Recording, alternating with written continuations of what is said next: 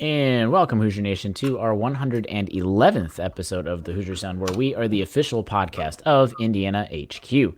We are recording this edition of the Hoosier Sound on Tuesday evening, October 22nd, 2019, where I am your host, Noah Freeman. On the docket for tonight, the Hoosiers have had their best start. The football Hoosiers have had their best start to a season for the first time since 2007. So we will recap that Maryland victory 34-28 that have put the Hoosiers within one game of bowl eligibility within the first 7 games. Then we will preview the potential bowl eligibility ceiling victory against Nebraska before wrapping it all up. Here with me tonight, Andrew's out, Nithin's out, so it's basically the original podcast The OGs. duo, the OG duo, basically. Matt, how are you doing tonight after a crazy weekend and a crazy night of sports that we are recording on currently? I know, it's crazy. If you're out here watching this podcast tonight, listening to us, thank you so much. I know tonight's a great sports night. In the sports world, we got the World Series on. You know, you're a nationals country. You said they were telling, don't worry about school clothes today. We're national stuff. So, DC's turning into title town recently. Anyways, that's besides the point.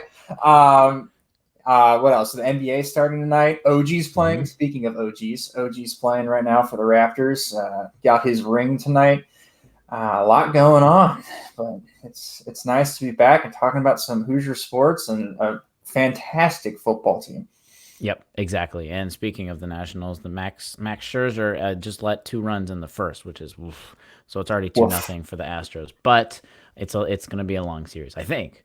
All right, let's move into the 34-28 victory for the Hoosiers over the Terrapins. And I will preface this entire conversation that if you don't remember, I am a band teacher in the DC area, and which means it's marching band season. So I was gone all day from 8 a.m. to midnight doing a marching band competition. So I did not get to see the Maryland game. All I got to see were Slack updates from our group, and I saw some highlight reels, and I can tell it was a stressful game. I was able to follow on the little Gamecast ESPN app thing at the very end to see Indiana doing the last 2 minutes of the game, which was also very stressful, even though I was sitting there doing nothing. But in the end, the Hoosiers did pull out a victory to go 5-2. They've won back-to-back games for the first time, back-to-back Big Ten games for the first time since 2017, and that's only happened since Indiana was last really good at football in 1993. That's a long time They ago. have only won back-to-back games in, I think, 9 out of 25 seasons or something that I did the math for. So, yeah, they won back-to-back seasons a few times recently, but it is not something that happens a lot for Indiana, let alone a 5-2 start for the first time since 2007. So, for the first time in 12 years, Indiana is off to their best football start. Matt, let's open the floor up to you. Original thoughts. How were you feeling during the game? After the game, how are you feeling now after it's settled in a few days? There's a lot of emotions riding from this game. First off, my condolences for having to spend your Saturday with a bunch of sweaty high schoolers. It was cold, sorry. So at least they weren't sweaty. They weren't sweaty. Well, they're in band uniforms. It's always sweaty. And then secondly, I was going to say something. 1993 is a very long time ago. To put this in perspective, neither of us were alive in 1993, nor thought of. So that's going to date some of you in the chat. Anyways, yeah, I mean, my blood pressure must have been 200 over 200 during parts of this game, whether I was heated about too many penalties being called, or because the Hoosiers weren't tackling, or because we were scoring touchdowns on throws that made my heart skip a beat. So I was all over the place, to be honest. If you follow me on Twitter, you could have saw it all unfold in front of your very eyes. I was live tweeting the whole game. Basically, my most liked tweet on Saturday was, "God hates Indiana football," and that's what I'm going to start off talking about is the Penix injury, because that's what I tweeted after Penix got injured. They say he's in concussion protocol. It might be back this weekend. When he did play and was playing, he looked great. He was 9 for 14, 141 yards, 1 touchdown, 1 interception. The interception that he threw should have been caught. Peyton Hendershot, we talk about you a lot. We love on you a lot. but you got to catch a ball that hits you in the hands, no matter how hard it's thrown. I'm sorry. Um, as a person who loves quarterbacks and whatnot, like you got to catch the ball, Peyton. And that ended up in the hands of a Maryland defender on the goal line. So that was unfortunate. But he looked great when he was in there. He was tearing up. That first drive was about as good as this offense has looked all year long. I mean, we just drove down the field. Donovan Hale with a fantastic catch. We just play after play after play after play. Oh, we're in the end zone. Okay, this is great. When was the last time you think Indiana has scored on their opening drive? Oh, God. It doesn't count last week with the fumble recovery / sack for a touchdown. No, it doesn't the count. fastest touchdown in the history. It's been a long time. It's some good mojo for the offense to literally drive down the field, not be aided by like a lot of pass interference calls or penalties or something, just to get a good drive down the field. Yeah, it was not a lot of penalties. It was just us putting in work, coming straight down the field. Great game plan coming out of the game by Kalen. Dialed that up, and just the perfect play call straight out the bat. That's what I wanted to see. And then the second drive was the same way, right down the field. We were just moving it.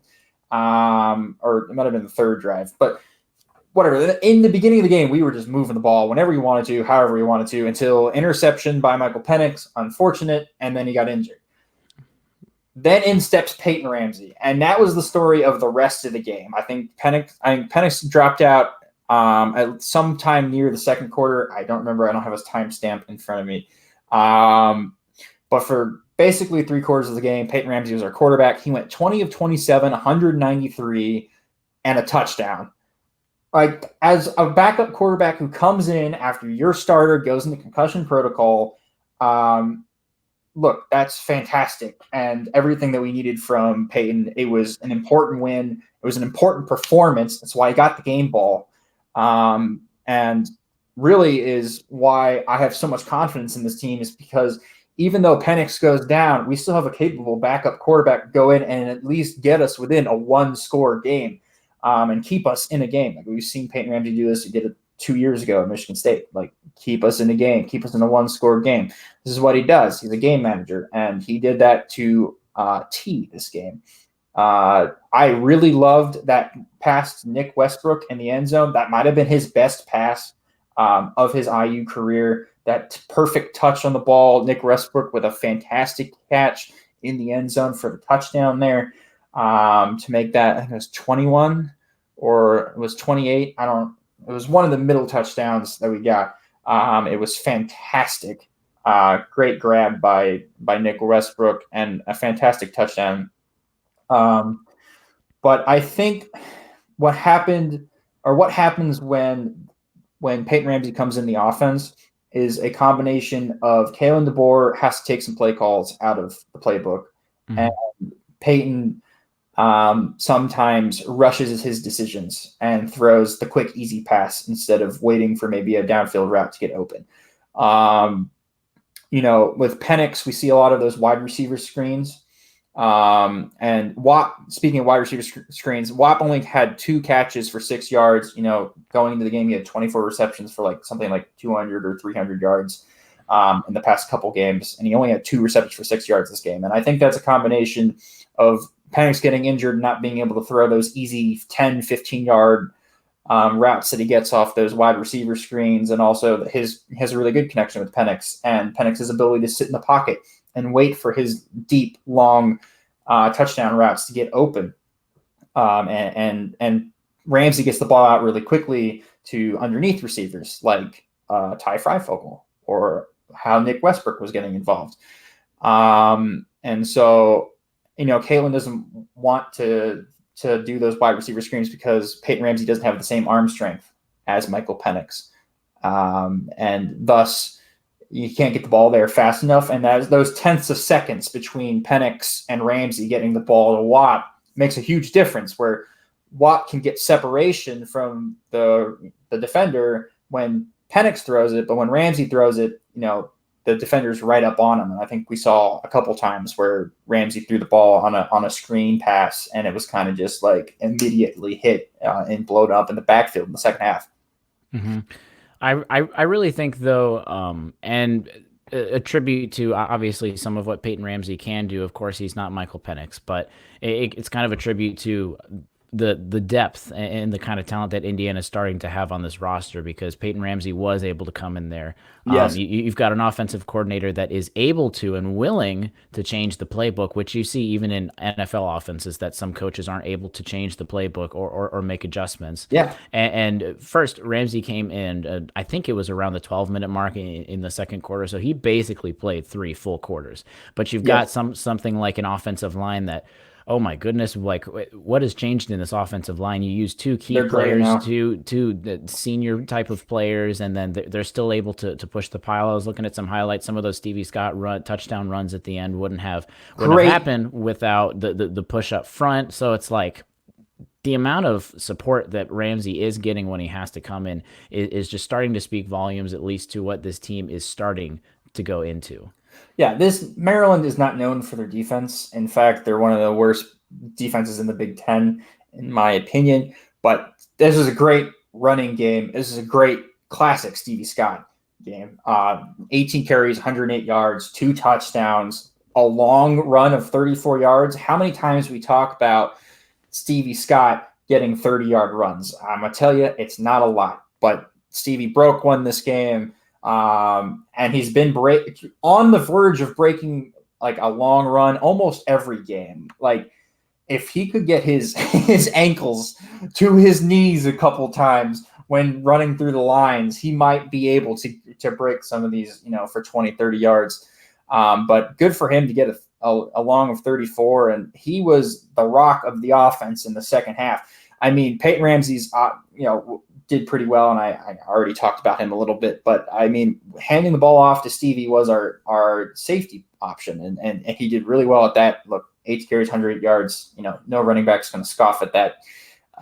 That's a really good total. And Ramsey with himself, 8 runs for 46 yards, was a great option in the second half as well. When there's nobody open downfield, Ramsey is more than willing to get out of the pocket and scamper a little bit, and he did that to a T in the second half. And those 14 points or 13 points in the second half really saved our butts. Like, really did. Like, we needed all of those points because Maryland, while they didn't score a lot in the second half, they only had 7 points. I'm sorry, 10 points in the second half for us, but 7 points for Maryland in the second half. Speaking of 7 points for Maryland in the second half, the defense stepped up in the second half. The first half, they were sleepwalking. 21 points, 14 in the second quarter. We looked like we couldn't stop them in the second quarter. Second half, defense stepped up. 7 points, 2 turnovers in the second half, which Key is moments fantastic. Key turnovers. How many times do we watch an IU football team play and we don't get key turnovers, yet we're the ones that give up the key turnovers? I feel like the roles were reversed in this Maryland game. Past IU teams would have been the team that had only scored 7 points in the second half and threw that interception there to end the game and fumbled the ball on their own 35-yard line with 4 minutes left. Like, that is, if you could put IU football in a 30-minute clip or 30-second clip, that would be the clip, right? Like, so close, yet so far. Going into double overtime against ranked Michigan at Right, home and then going losing. to double overtime and then losing. Yeah, so close, yet like so far. But that's what happened to Maryland this game, and it was great. It's awesome being on the other side of letdown. It's wonderful. If the Hoosiers did what they normally do, and the result was different, where the score was 34-28, Maryland, of course, this podcast would be 100% different. Twitter would be 100% different. Our friends over at Crimson Cast who do great breakdowns, it would be 100% different. Wonderful. But the key part of that entire thing is if the Hoosiers finally were able to close out a game when they were ahead too, which is the big difference from what we just said, that Indiana usually doesn't do that. They aren't able to close games out. No matter who the opponent is, they aren't able to close game out. I mean, you could think, but Maryland isn't a great team, but you think, I said Rutgers a few years ago when Indiana was up by however many 30, 40 points against Rutgers, and then Rutgers came back and won 55-52. Indiana's not able to close out victories. So I think that's the key point, that at least this year fans are starting to see that, They won 5 games because they're able to close out games. Sure, those other 4 games aren't much, but at least starting off when the competition is right next to Indiana, sure, it wasn't a clean game. There are a lot of things to talk about. Like I said, if Indiana lost, there would be so many things to pick on. We probably wouldn't Yeah. talk about any of the good things whatsoever, but that's not the case. Indiana's 5-2, and that's just a fact, which is awesome. We finished a game and on the road in the Big Ten. That is about all you need to take from this game. Now, we're going to talk about negatives a little bit. Lots of penalties in the first half, like a ton on the defense. I think we had 11 for the game, which is unacceptable at the very least. Like just pass interference calls, holding, offsides, some false starts, like just some mental mistakes. Like, guys, come on. Like I get it. It's a road game, and we're gonna get calls called against us But because was that's it what really happens. though? It Like was, Maryland doesn't have people come out. It's but like it's no, really it's not. bad. Okay, I'm not saying the crowd is gonna count the false starts, but like I Okay. feel like if you're a road team, the home team gets some calls. Like you're gonna get like a pass interference call if you're the home team. Like won a game that is kind of borderline just because you're the home team. Um, and no, Maryland did have people there. There was sparse. Some they were there. Anyways, but yeah, You can equate the Maryland football crowd to Penn State basketball crowds. That's what you can equate it to. there's more people at Penn State basketball than there is Maryland football. It's Ooh, it's Rutgers football that's true. or Rutgers basketball, That's true. or just Rutgers sports in general. Anyways, yikes. What else was I talking about? So penalties, and then also second half the offense was dismal, to say the least. We had some. And do you think you could go into that as more of execution or play calling from the coaches or both? I think it was both. The offense is obviously extremely different with quarterbacks. I don't think you can listen to any IU football podcast. They'll tell you the exact same thing. It's night and day what they are with Penixon and what they are with Ramsey. Even though they're running similar plays, it just looks different because they're just completely different beasts. But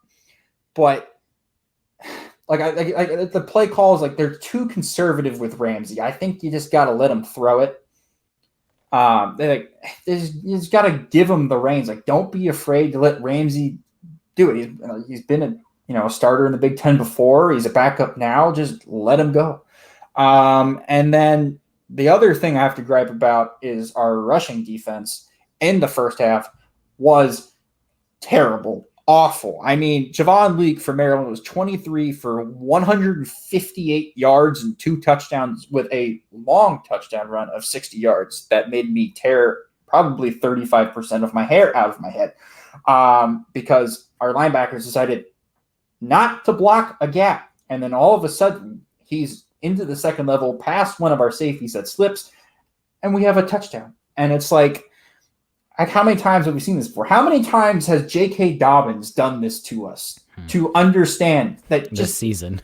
not even just this season, like 3 years. Like it's every time we play J.K. Dobbins, he has one of these runs, and then Javon Leake, who looks like a potential beast for Maryland, like a really good running back. They got a good running back there at Maryland, but And he's the 60 second yards, running back. and he's the second string running back, 60 yards, and we just let him walk into the end zone. Like there's nobody within like 15 yards of him. Is unacceptable, and missed assignments are unacceptable. The defense has got to plug that up, but they did in the second half, and that's why they only had 7 points in the second half. But by God, that first half, I was like, this game's going to be 60-60 because the way we're defending, we're just going to let them walk into the end zone in the second half. But we went in at halftime, made some adjustments. Props to the coaching staff. Even though I was grilling you in the first half, props to you guys. And yeah, I mean, crucial. We won the turnover battle, crucial turnovers at the end, and we got ourselves a 5-win Indiana Hoosiers team. What more can you ask for?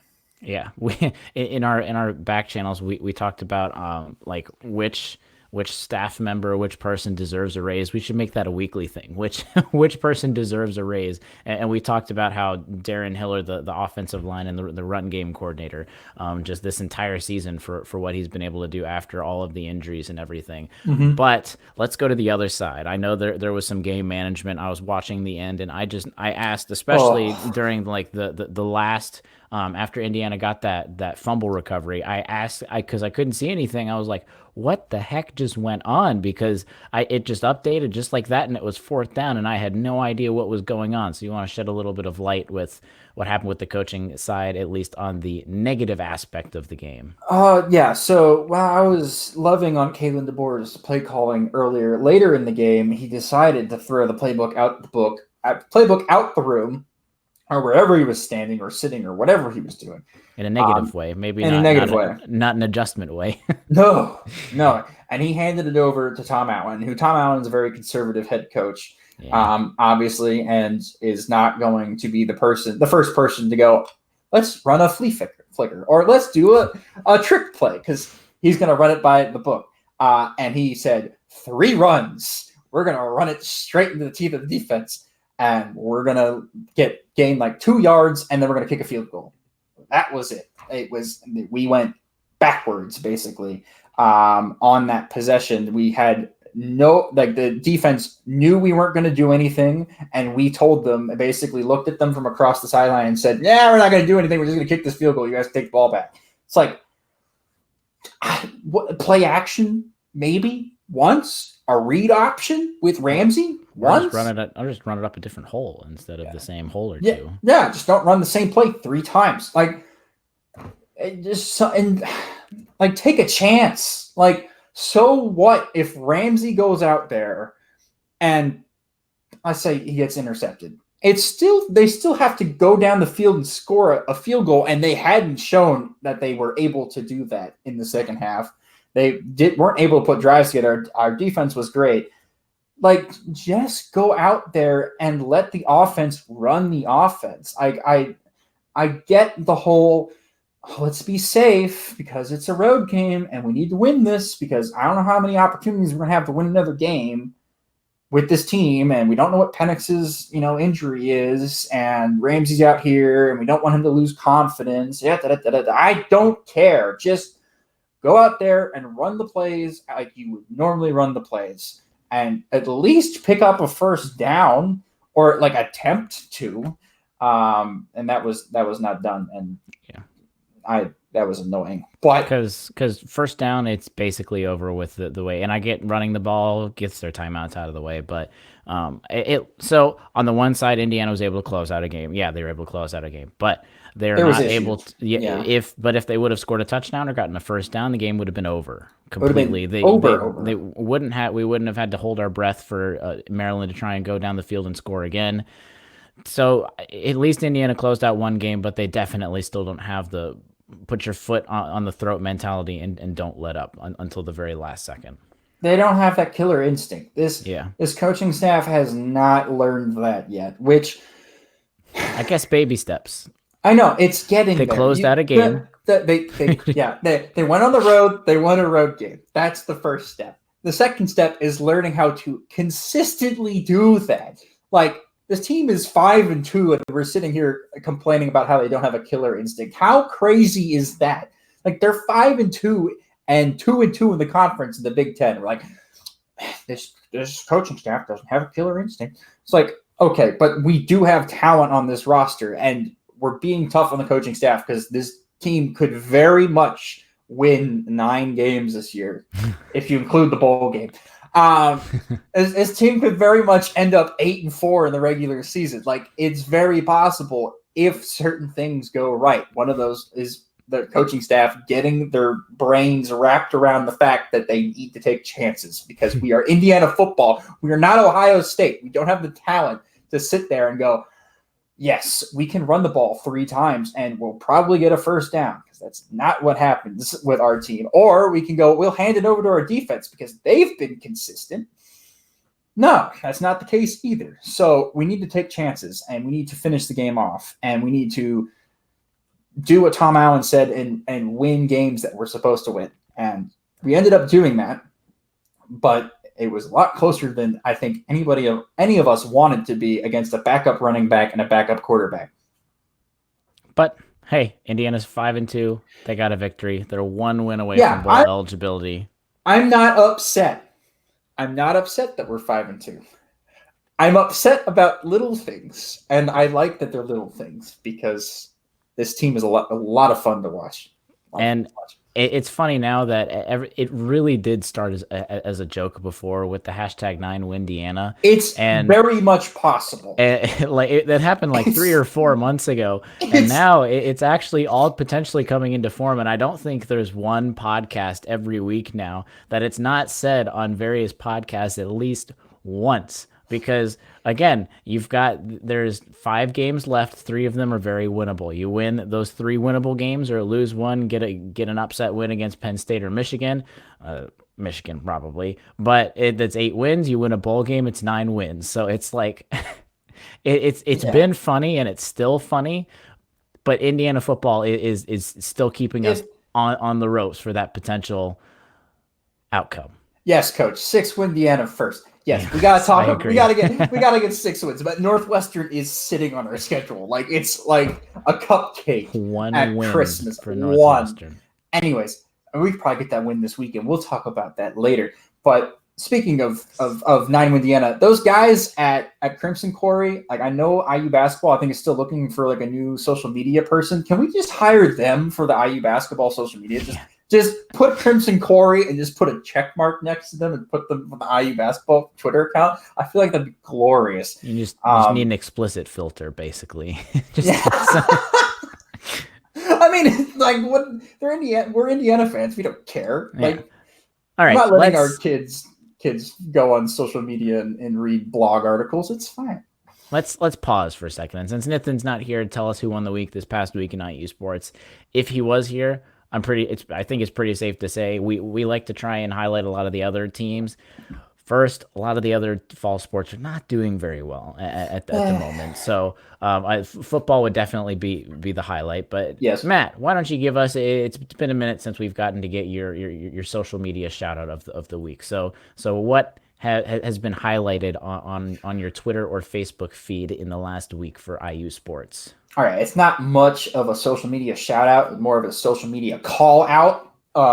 What is up with people in these secret scrimmages? Marquette basketball. It's a secret scrimmage, not a. Let's post a 2-minute long highlight tape of a secret scrimmage. It's like first we heard the final scores of these secret scrimmages. All right, we didn't even know these secret scrimmages existed. Then we find out they exist. Then we get the final score. Now we get the box score, and now we get social media posts with a 2-minute highlight tape of Marquette basketball. Well, highlight tape for Marquette's highlight tape for only Marquette.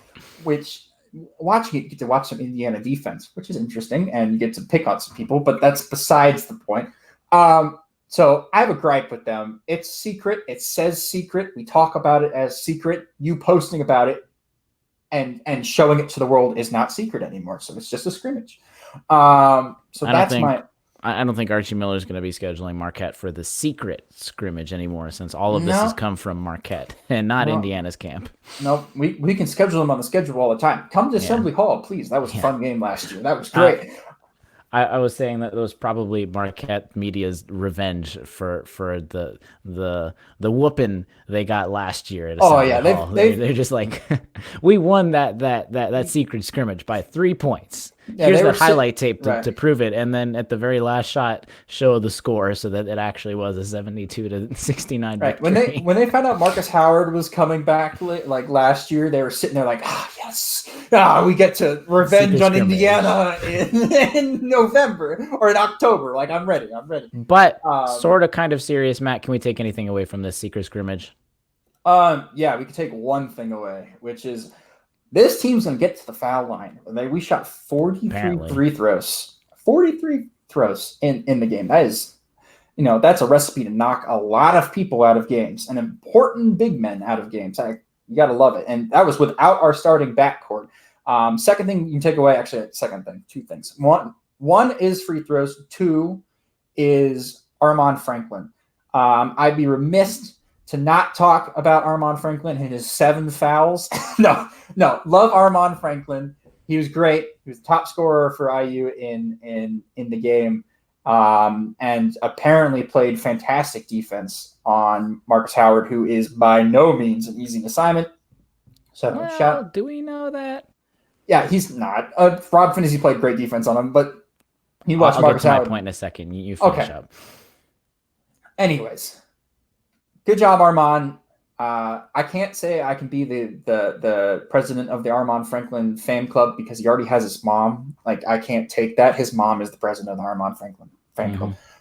But I am willing to sit there as the vice president of the Armaan Franklin fan club because he's gonna get minutes this year. Like, if you look at our guard depth, we have 4 actual guards on the roster. That means Armaan's definitely gonna have to play. And if he plays like he did against Marcus Howard in some limited minutes during the season, he's going to be a great help off the bench. So foul shots, don't look how many we made. I don't care that we shot 56% from the line because if you look at who were taking those foul shots, they're not people that are going to be taking as many foul shots as they did. 1, 2, you definitely want to focus on how many we took. Like, if we're drawing that many fouls during the season, we're going to be in a lot of close games and we're going to be in some really good positions to win games if we're taking that many foul shots. And then, good job, Armaan. But what is your outlook on the scrimmage, Noah? Because I know you have something to say.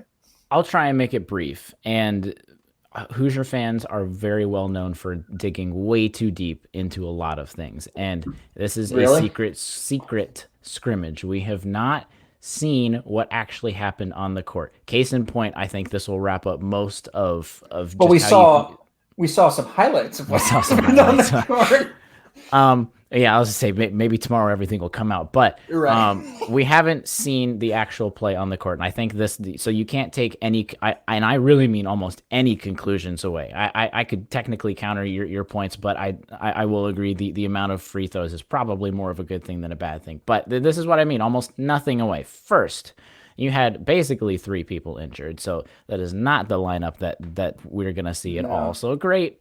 But it's not the lineup we're going to see because you had obviously Rob and Devontae out. But then Duran, if you saw some of the later posts afterward, that he was limited on purpose. So he got 10 minutes, but he was limited on purpose. Anyway, so Armaan, my case in point, and this is just because we don't know what happened. This is not praising him or bashing him. So he had the 7 fouls, and he was having a great game. This is how the secret scrimmage part comes in, and we should not take anything away from it just because we don't know what happened. Was Armaan Franklin playing extremely well, and he got those 7 fouls late into the game because it was close game, and he ended up being the person that was fouling, to where he only had maybe 3 fouls going into the last 5 minutes of the game, and it just happened that he was the guy fouling all the time. And we've heard about his defense. Was he fouling earlier into the game to where he had 3 fouls in the first half, 4 fouls to start the second half, which, of course, if it was a real game, he would have been sitting on the bench almost the entire game, and he wouldn't have been doing anything. Yeah. So you can see, did Armaan actually do well, or was his defense actually not as good as everyone said it was if he was getting that many fouls? So it's just you can't take anything away from a box score that you haven't literally seen any of the play from. So don't look too deep into it. Don't look that Demizi didn't shoot a 3. You don't know what any of this necessarily means. So just wait until even the preseason games. Then we actually get to see some tangible evidence, even though it's minimal at best when you start to see the stuff on the court. I'm going to have to half agree because you can't read too much into it. I get the Demizi stuff. You don't even know what position he was playing. You don't know what he was put in, what sets were run, how to get his shots. You don't know anything. But as far as Armaan goes, he's not going to be getting the minutes that he was getting during the scrimmage. He's not going to be playing 30 minutes a game. I'd assume not. I mean, if he ends up stepping up into that role because he earns those minutes, great. But I would assume with Rob Finney and Devontae, he's not getting those minutes. So, if you can take his performance and what we heard about his performance and then shrink the sample size to maybe he takes 1 3 a game, 2 3s a game, a couple shots, he's in there for 10, 15 minutes. he's not going to get 7 fouls in 15 minutes. I would assume not in a game. And to only have 7 fouls as the only guard guarding Marcus Howard in a game, I would assume Marcus Howard draws at least 6 fouls a game himself. So, like, I get what you're coming from, but like at the same time, I think it's a little harsh on Armand to be like, hey, No, and that wasn't what it was like, and I could go back and I could say, hey, but what about this? And the point is that we're going back and forth on something that we actually just don't know what happened. Which is okay, fair. That's my point. So like you could say, oh, this could have happened, but that's my point. You're saying this could have happened when I could say, oh, or this could have happened. So that's my point. We just don't know, so don't read too much into it. You can, like, looking at the box score, you could tell yourself Indiana's going to win the national championship by picking apart little things, or you could tell them that they're not going to win a game. So I'm gonna start telling myself all the time. I need all the optimism I can get through the season. Yeah. So let's move on to some more Indiana football, because I think this definitely should be the basis of our podcast. But yes, as Coach Tonsoni has said in the chat, #6Windiana first. Yes. Right. Upcoming matchup against Nebraska this Saturday, the 27th, 3:30 p.m. on BTN. So same time, same place. All right. A lot is sort of, in terms of stats and predictions, is very, very similar to the Maryland game coming into this. First, it's another road game that the Hoosiers have. ESPN matchup predictor the last time I checked, and apparently I have to check it a little more often since the line has been changing 5,000 times in the last day. Yes. But ESPN matchup predictor has Indiana at a 52.3% chance to win, which is just slightly higher than they thought they would beat Maryland, which is interesting because I still think Nebraska is probably a little bit of a better team than Maryland. Nonetheless, the line shifted, started out yesterday. You've been hating on Maryland this entire year. That's true, and I didn't even give I told you so thing this entire podcast so far. That Indiana, I was able to. I wrote a check that the football team cashed for me, and thank goodness that. Hey, I said it too in my prediction. We're both 7-0. Hold up. You did. So that's at Nathan. That's at Nathan. Yeah, I said Maryland's not as good as people think we are, and thank you. I was right. Anyway, the line started yesterday at Indiana as a 2.5 point favorite. It has shifted since then to, what is it? I think we saw like 3-point favorite for Nebraska recently, but by the time literally this goes out to most people tomorrow, it seems like this has shifted so much in 24 hours. And we've been speculating. We don't know if the Nebraska quarterback's going to start or sit. We don't know if the Indiana starting quarterback is going to start or sit. So I don't know. The line's going to move 10,000 times, but the over-under is at 52, I think, at the moment. So about all of this is just about the statistics that we saw for Maryland. We'll go into the S&P Plus. So far, Indiana went up from 25th overall to 22nd overall. Their offense went up from 23 to 17th overall. Now, their defense technically, and again, this is S&P Plus, you could win and your ranking would still go up. So just take it for what it's worth. But defense went down from 32nd to 41st. Special teams, this is Indiana, by the way. Special teams went down from 14th to 17th. So they went up overall. Okay. Now, the opponent stats, Nebraska's S&P Plus statistics, right now, they're actually 45-46 right next to each other, and both of their stats are almost completely identical. Nebraska's 46th overall in S&P Plus. They are 44th on offense, 61st on defense, 126th on special teams. So literally both Maryland and Nebraska are in the bottom 5 teams for special teams. So think of what you will, but Nebraska, so far, they have beaten Southern Alabama, Northern Illinois, at Illinois, and Northwestern. They have lost to Colorado, at Colorado, Ohio State, and Minnesota. So you can start to see some of the parallels that Nebraska has for Indiana that we haven't really seen a lot of Nebraska. Just like Indiana coming into the Maryland game, they've played teams that was really high, or at least sort of high above them, or much below them. Now, I mean, you could say, all right, Colorado's maybe more on their level-ish. Colorado's 3-4 right now, so they beat a good team, but they've lost to some teams. Minnesota seems like a good team right now, but then you look at their victories. Northwestern is falling off a cliff at this moment. Illinois, we thought fell off a cliff, but apparently the big win against Wisconsin this past weekend, we actually don't know where Illinois is right now, so that's a TBD. But So Nebraska, we don't necessarily know exactly what kind of level they're going to play against Indiana, but since Matt has been speaking a lot about the Maryland game, I'll go into previewing the offense. Now, first, Nebraska is coming off a bye week, so that's just take it for what you will. Sometimes teams come great off a bye, sometimes they don't because they rested. But Nebraska, they are scoring an average of 25.6 points per game, which, yes, that seems low for college. Usually, at least in all the teams we've played, that is pretty low. 25.6 points per game. They're averaging about 400 yards per game. About typical. It's about 50-50 split, 210 pass, 190 rush.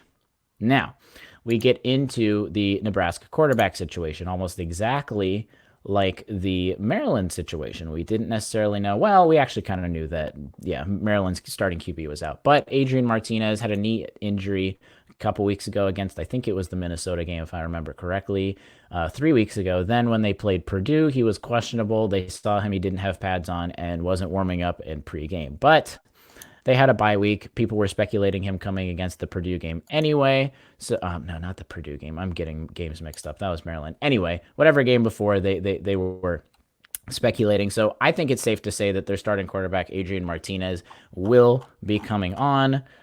Not worth talking about Noah Vedral because he's played one game. It's the same kind of stats against whatever his name is at Maryland this past weekend. He just doesn't run at all. No. He runs a lot. Noah does, but he doesn't run far Yes. at all. He runs a lot, but he doesn't do a lot of yards. All right. Adrian Martinez. So he is sort of semi-accurate. He's got a throwing percentage of 60.3%. So, but he really doesn't pass that much. Average per game, he completes about 15 for 25 attempts, about 200 yards, just over a touchdown, also just under an interception per game. So really, he doesn't throw the ball too much. He's got a QBR of, wait for it, 55.3, which is 79th in the country. Is that good? 79th in the country. No, Well, not in good. in college football, QBR, it's definitely not like the NFL. It's at least the numbers wise, you could get in the 60s, and that's pretty good. Which I'll get there. Hold on. 79th in the country for Adrian Martinez. Peyton Ramsey right now is at 62.4 when he hasn't played a lot of games, which is 60th in the country. Then you've got Michael Penix at 80.8, which is 8th in the country for QBR. And So he's a that's freshman. and he's a freshman, not a true freshman, but whatever. Doesn't matter. He's a So freshman. there's kind of Adrian Martinez. He doesn't really pass. He can get the ball down the field, but he doesn't do a lot of passing. He's mostly a running quarterback. He is the first most attempts on the entire team. He has run the most attempts, and this Yes. is including not playing an entire game out of the entire team.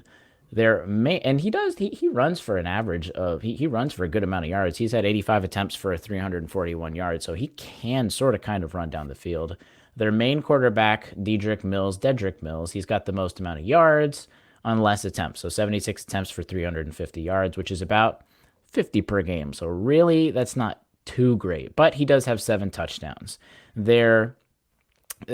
He is the main running back, but then you add in Adrian Martinez, who averages about 50 yards per game. You've also got Maurice Washington, another running back, and Wandale Robinson, a wide receiver who gets a lot of sweeps. He's got about 40-ish carries on the entire season, a wide receiver. So you add all of that. Nebraska does average almost 200 rushing yards per game. So that is kind of mostly their forte.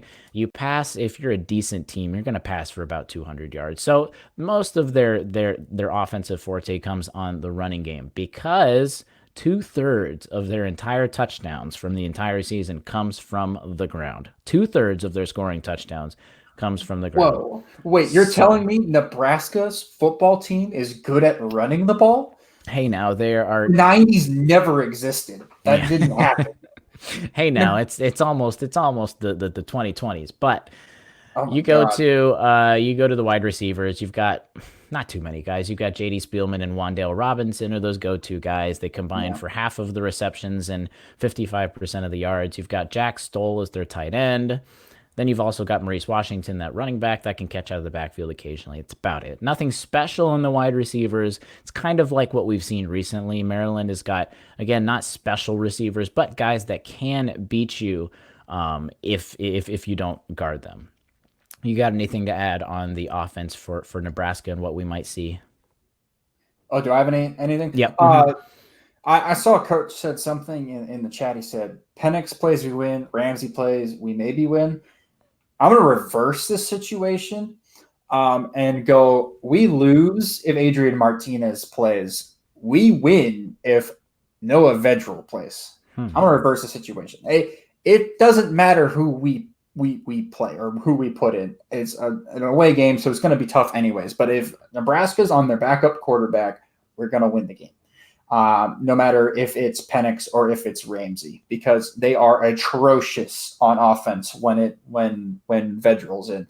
And when Martinez is in, they're dynamic on offense. And then that's when a Scott Frost team gets dangerous, because when Scott Frost can run a billion plays on your defense, he's going to score a billion points.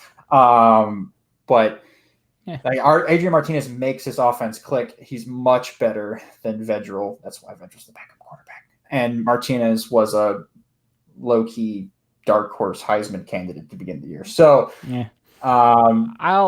I'll say that definitely if Vedral's in Indiana, regardless of Ramsey or Penix, I think they should win. I should say that they should win. But I'll guarantee you that they will win if Vedral plays. Well, but when he had Martinez in again, they played Northwestern and they only scored 13 points against Northwestern. So it was yes and no. I mean, yes, I know, but like his stats don't necessarily like wow me. They're okay. And with the teams they've played, Southern Alabama, Northern Illinois, yes, I see where you're coming from. I'm just saying I don't think it's necessarily if Martinez plays it, it's the end all be all. I think it'll be really hard for Ramsey to go up against Martinez. I'll definitely agree to that. I don't know if Indiana has a huge shot of winning. They'll have a small chance, but if it's Penix versus Martinez, which is I think what everyone would want to see, that'd be a great matchup to see on both sides. Yeah. But I don't think it's all lost. I think Penix can still win the game. Okay. I'm not guaranteeing a Nebraska victory with Martinez. I'm just saying it gets a heck of a lot harder if Martinez plays compared to Vedral. Yeah. 100%, yeah. Like 300% harder. It's not Penix to Ramsey. It's there's levels here, folks. There's a lot of levels for that. And Martinez is one of those quarterbacks that just gives this Tom Allen defense fits, right? Like he's a guy that's gonna get multiple 30-yard runs by himself because our linebackers are not going to account for the quarterback, and it's just going to happen because he's that dynamic with his legs. So this is one of those guys where it's just like, please, I don't want to play him. And that's the beginning of the season. Like, please, I don't want to play him. And that was an opportunity they're not going to play him. I'm like, oh, this is great. So if we play Vedral, we got a great shot at winning. If we play Martinez, we got a lot less of a great shot at winning. So sure. And I mean, maybe some experience will help play into Indiana's favor. Obviously playing Ohio State and then Maryland, their backup quarterback, but their backup quarterback being a running quarterback, so maybe they got some experience to help. But let's go to the Nebraska defensive side so we can see what the Penix or Ramsey offense is going to go up against. They give up about 27.6 points per game. That's okay. It's not great, but it's not terrible either. They give up about 400 yards per game. Again, that's pretty average. It's not great, not bad. It's almost 50-50 again for that. 205 pass, 188 rush. They get about 2 sacks a game. Again, it's not great. It's not bad. Their turnover battle is not bad. When you think about it, IU actually has not been very good overall for turnovers this year. They've just gotten a lot at once.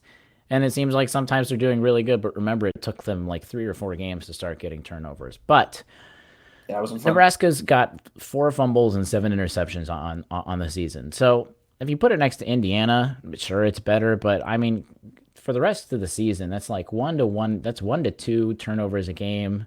Depends on the type of game, and it depends on obviously the situation. So it's not like they're going to take the ball away. They're just able to if Indiana is careless with the ball. But with the teams they've played, it's been basically like the other teams have made mistakes. They've basically given the ball to them. So, but they're not like Indiana. At least at the start of the season, when the other team makes a mistake, Indiana still doesn't get the No, takeaway. they've capitalized So on they those can at least mistakes. capitalize Yeah, on mistakes, which leads into to the point that we were going to talk about, that Indiana just has to limit their mistakes. Obviously, you think about that every week. But when you go to a road game at Nebraska, it starts to elevate a little more than yeah, normal. So you go into specific players to watch out for. You got Muhammad Berry's got 60 tackles on the season. It's about it, though, really. He just gets a lot of tackles. He can plug the lane up. He's only got one sack, but literally no other statistics on him. So really, he's a guy that's going to plug up the middle. You've got a couple of pretty good the secondary members. You got Markel Dismuke, I think. He's a safety. He's got 45 tackles, 3 pass deflections. He's all over the place. So if you see a safety getting a lot of tackles and pass deflections, you can see he can do a bunch of things. You've also got Eric Lee Jr., a safety that has gotten a pass deflection, 2 interceptions, a touchdown. So you've got both safeties all the way sitting in the backfield that are able to cover some of those long balls if Penix is in. yeah, Doesn't necessarily mean they will cover it, but they've got capable people to cover the long ball. Then you've got a pretty good cornerback in Cam Taylor Britt, who's got 32 hmm tackles, 1.5 sacks, 2 pass deflections, 2 interceptions, 4 forced fumbles. Now, they didn't turn into fumble recoveries, but I mean, you just read those stats, you would think, oh, that's like linebacker stats, a bunch of yeah, tackles, sacks, pass deflections, maybe an interception right away, but that's a cornerback going yeah, all everywhere. So what you can also, if you haven't watched any Nebraska tape, if you've got a cornerback getting some sacks, you can see that sometimes they like to bring the cornerback in and try and rush the passer. You've got Carlos Davis on the line is really about it for the defensive line, and yeah, their Nebraska defense isn't anything to write home about, but they've got players that can that can be capable of doing stuff. Like you saw their S&P Plus rating, they're about just under half of all of the FBS teams. So I mean, is there anyone specific on the defense that scares you, or anything specific about the defense as a whole that scares you, or do you think if at least Penix is there, let alone Ramsey, do you think they might be able to move the ball down the field? yeah. I mean, look, they're giving them 180 yards a game rushing. Like this, if we're not able to run the ball against this defense, I'm going to be slightly concerned. I think I said that about Maryland when we were previewing them, and look what Stevie Scott did. That was 18 for 108. I'm expecting a very similar game out of Stevie this game. This defense does Yeah, I not agree. scare me at all. I do think they might get a sack this game. I don't think Maryland had a sack last game. They had one. They had one. Sorry, Hmm. one sack. Same thing, basically. I expect maybe one sack this game, and maybe one turnover depending on who's the quarterback. But outside of that, this defense isn't going to press us that much. We're going to be able to Nope. move the ball that much. So it's like, look, we should win this game as long as our defense steps up and takes care of Nebraska's offense. I chuckled because Coach was saying that he's been skeptical of IU football, but then you think of the last week's win frees up this team because, yeah, now Yeah, if you get a win, you're playing with house money for the rest of the season. You don't yeah, have expectations. You're kind of at the expectation that Indiana has had all year, and that's why this week is so exciting for Hoosier fans. But then I posted, and this is true. We've talked about this on this podcast in recent weeks. When was the last time that Indiana has had real momentum in October?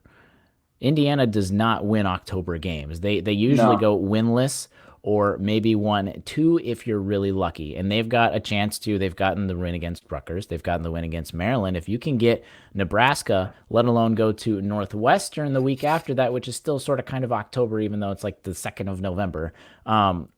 You've got a chance to actually have a lot of momentum. And again, like I said, play with house money. But I chuckled at, I said, when was the last time Indiana had momentum in October? A coach said that he was our age. And it is very true. So I definitely agree with your statement on Stevie Scott. I think he's going to be a key guy, especially in this yes, game. And if he can get the ball running, then you're able to open up the pass game that you definitely can see, even if it's Ramsey with short passes. If you've got Stevie Scott, who has started to look like the running back we saw him last year in the last couple of games, yeah.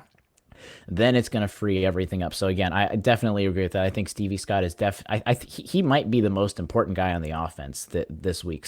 Slash the offensive line. Could you got to keep them in there because Yeah, I'm still not sold the offensive line is going to stay as good as they've been playing consistently just because they're so new. But I really like what they've been doing. yeah. Anyway, I'm really interested to see this upcoming week and this game. and how they take the game. Yeah, how they take the game. I think this is a great test for the coaching staff going into this game. Can they get the guys ready and not be nervous and be, open up the game and just be like, go out there and play the game? Because they all know. We've seen them on social media. They talk about it. Or one win from a bowl game. And they can go and take it to this team. But do they go out there and lay an egg because they feel typical the pressure? Indiana team, right, or reinvigorated Indiana? Right, team. but are we turning a corner as a program? Is the coaching staff getting the team ready and being like, "Hey, this is just like practice. Just go out there, play the game, beat the person in front of you. Don't think about next week. Don't think about the Penn State and Michigan games coming up and the potential of 9-win Indiana. Don't think about any of that and just think about Nebraska. Is the coaching staff able to get that message across going into the game? This will be a great test for it. And if they succeed, this program is going to be in a great place because, look, we got 6 wins. We're already receiving votes in the top 25. That's one. Coach's we poll. received 1. Coach's poll. Doesn't matter. We still received 1. I agree. Right? We received 1. There's a start. We win this game in Nebraska, in which Vegas, who probably hates this game because there's so much uncertainty. Yeah. There's somebody sitting in Vegas like, I'm about to lose a bunch of money because why it's changed every hour, stupid basically. Football coaches don't tell me injuries. Anyways, yeah. But I hate this game. But look, there's a lot of uncertainty going into this game. There's our big chance for our team. The team knows it. You don't got to tell them that. Can the coaching staff get them ready?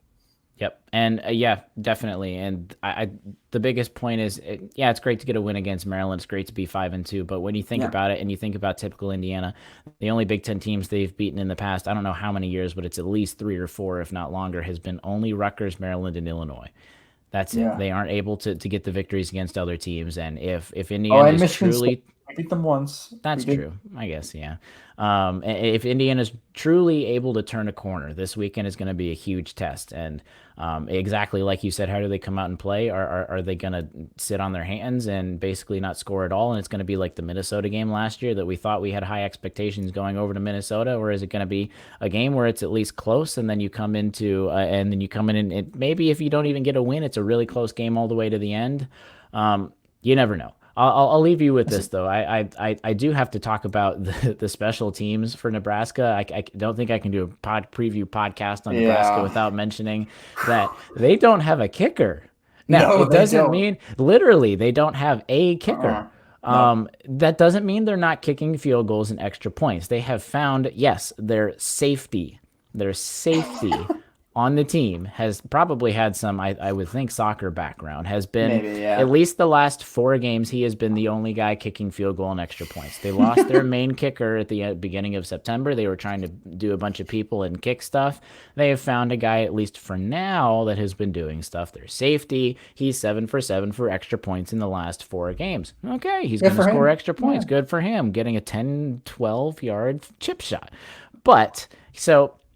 my point is he's 2 for 4 from field goals. The longest field goal he's kicked is 35 yards. So he is able to kick a field goal. He's made 2 of them, but they probably will not be kicking field goals is my point. So really Nebraska is going to have to get to, what is that?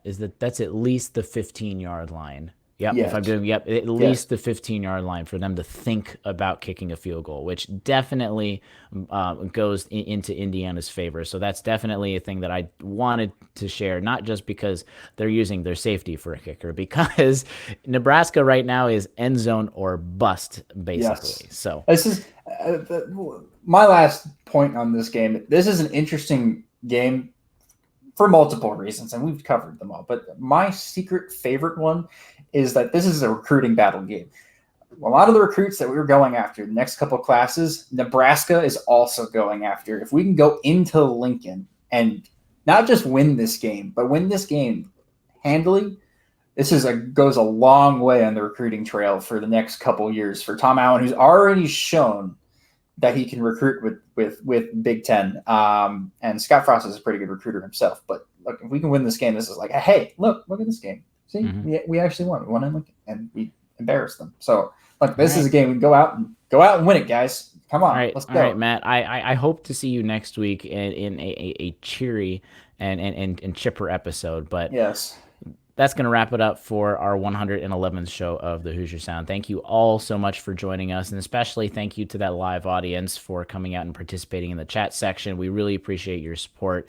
We will be back next Monday for another edition of the Hoosier Sound Off. As always, news and updates come through Twitter in case we need to change anything, so subscribe to our show so you don't miss all of our weekly episodes. Most importantly, this is really how we grow our podcast. Leave us a review. iTunes or Facebook is usually the best. Tell a friend, share our links. Your support is how we grow this podcast so we can reach more of those passionate IU fans, such as yourself. But as always, thank you for listening, Hoosier Nation, and we'll see you next time. Love you guys. Peace.